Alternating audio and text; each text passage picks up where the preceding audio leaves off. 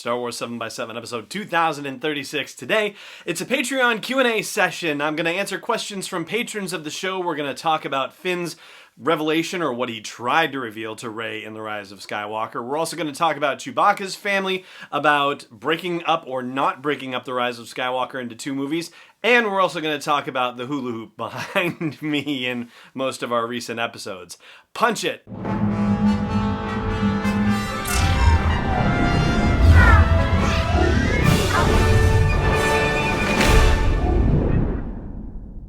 Hey Rebel Rouser, I'm Alan Voivod and this is Star Wars 7x7. Thank you so much for joining me for this episode where we're going to answer questions from patrons about a variety of Star Wars topics. Most of them Rise of Skywalker in this particular case, one that is not. In fact, we'll start with the one that's not, just for the heck of it. So Pamela Johnson asks, is Chewbacca's family considered canon? Where are they while he is off flying around the galaxy? Is the holiday special considered canon? Alright, so I'm going to take those backwards too. So the holiday special is not canon. In fact, at one point George Lucas said, I don't know if this is apocryphal at this point or what, but that he wished he could find every last copy of the holiday special and smash all the VHS tapes with a hammer, because that's what they were on when they were out there, is that people had recorded them on VHS tapes and he wished he could destroy all of them. So no, that is not canon and is not part of the reboot of the canon when Star Wars rebooted their canon in April of 2014. Yeah, that's right, April of 2014. So no, it is not.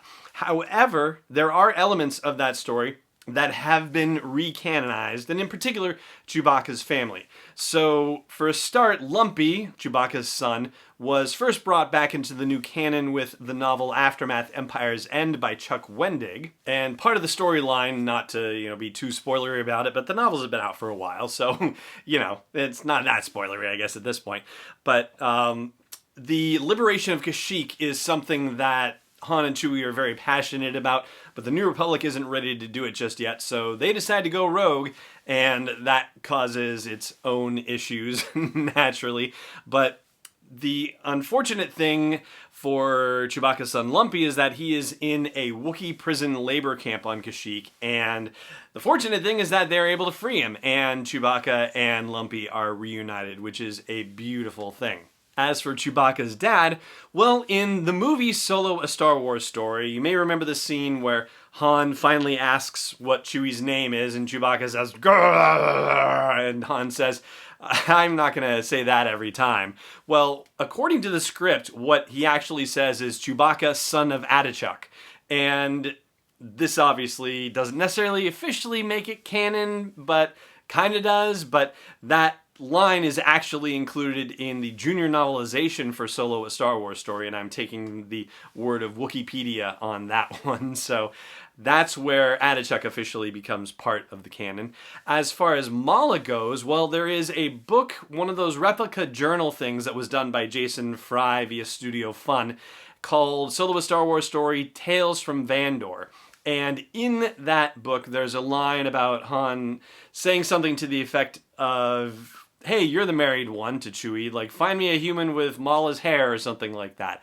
And so that's where Mala gets introduced into the canon officially as well. So Mala and Lumpy and Adachuk, all introduced originally in the Star Wars Holiday Special, but have been re-canonized since then in a variety of projects. And as far as we know, they were on Kashyyyk the whole time that Chewie is gallivanting around the galaxy, so yeah, not much more known than that.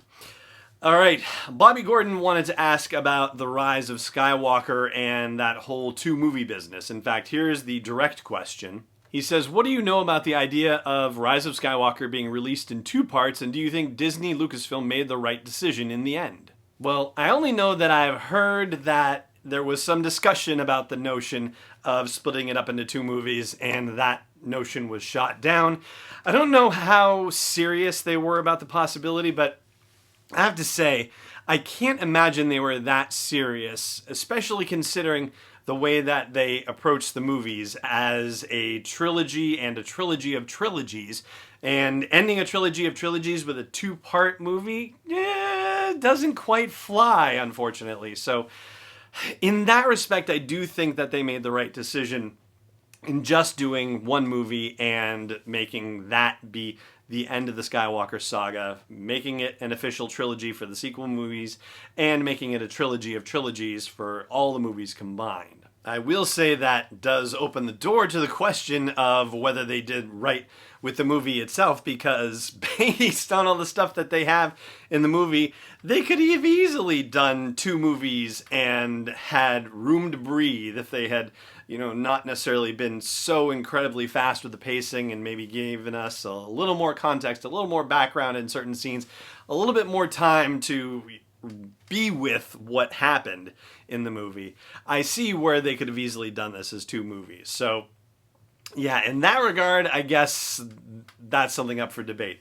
But as far as the ultimate decision to say should be only one movie because it's a trilogy of trilogies, I definitely think that was the right way to go, the right way to frame the conversation overall. And you can talk about the execution as a separate situation. And next we have a question from Dennis Keithley, and Dennis asks, exactly what Finn wanted to tell Rey on Pasaana was never revealed during the movie. However, given the context of the movie and comments from J.J. Abrams, it appears that Finn discovered he had some connection to the Force. Did you like that reveal? How far would you like to see this explored in other movies, Disney Plus shows, or in books or comics? Do you think he is a potential future Jedi, or are his skills more along the lines of the Guardians of the Whills? And Dennis, by the way, is the former co-host of Starships, Sabers, and Scoundrels, and now the current co-host of podcast Stardust, so do check that out. This question dovetails with something I've been thinking about for a while, and I don't know if we've talked about it on the podcast, so if not, then, let's dig into it.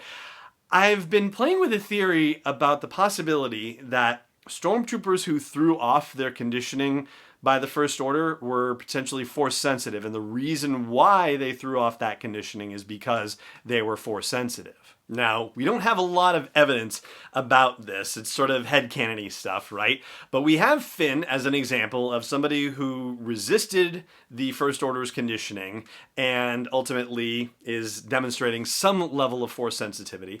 And then we also have Janna, who, with her whole company of First Order stormtroopers, all laid down their arms and resisted the training of the First Order and defected, got away. And my understanding of Force sensitivity, at least the level of demonstrated Force sensitivity, like even Guardian of the Whills level and above, is that it's comparatively rare in the Star Wars universe. So the fact that we only have the example of Finn or of the people with whom Janna was associated, along with Janna as well, as examples of this, I mean, those are still pretty small numbers, and we don't know how, the group that Janna was allied with and a part of, where they all came from, if they were all harvested from different planets, or if there's any chance that there's some familial lineage involved anywhere. Yeah, it's obviously a great unknown, but that's the sort of thing I've wondered about. Is it possible that First Order stormtroopers who could not be conditioned, or who, for whom the conditioning didn't stick, if the reason why was because, say, their midichlorian count was high enough to block or otherwise thwart their First Order conditioning? Like, would Chirrut Imwe be able to be conditioned as a stormtrooper for the First Order? My gut reaction is to think not. And so my answer is absolutely yes. I do hope that this notion gets explored in some fashion, even if it's not the way I'm imagining it or theorizing about it, but if ultimately it becomes an examination of Finn's capabilities in the Force and following his journey. Yeah, I do hope that he becomes a full-fledged Jedi. I think that would be really cool, but even if we find out that it's only going to be a Chirrut Imwe level situation, I'm okay with that too, and I very much want to see what happens in the journey of the Jedi Order after the events of the Rise of Skywalker. So whether it's movies, TV, books, comics, whatever it is, I'm definitely all in for it. All right, I'm going to answer one more question right after the break. Stay tuned for that. Hey Rebel Rouser, I've made some changes to the Asteroid Belt level at patreon.com/SW7X7, and they are all with sponsors in mind. So if you want to get the word out about your business, your product, your service to a dedicated Star Wars audience, then please check out patreon.com/SW7X7 and look for the Asteroid Belt level for details. Again, that's patreon.com/SW7X7. Welcome back. So Pamela Johnson asked about the wrapped hula hoop that appears behind me. If you're checking out the audio version of the show, then hop on over to YouTube, for example, and check out this episode, and you'll be able to see the hula hoop that is behind me. So that is a hula hoop designed by a dear friend of ours named Stacy Lucas, who goes by the moniker Veggie Art Girl online, and she owns Fig Tree, which is an art gallery in Ashland, New Hampshire. She is a tremendously creative person. If you're familiar with the show Making It that's on NBC, that's hosted by Amy Poehler and Nick Offerman, my wife Lonnie and I talk constantly about how we think if Stacy were on that show, she would destroy the competition. And there's some seriously awesome competition on that show. But she is the one who made this and many other hula hoops, and that hula hoop is actually slightly larger than your standard hula hoop that you would find in a store, and also heavier as well.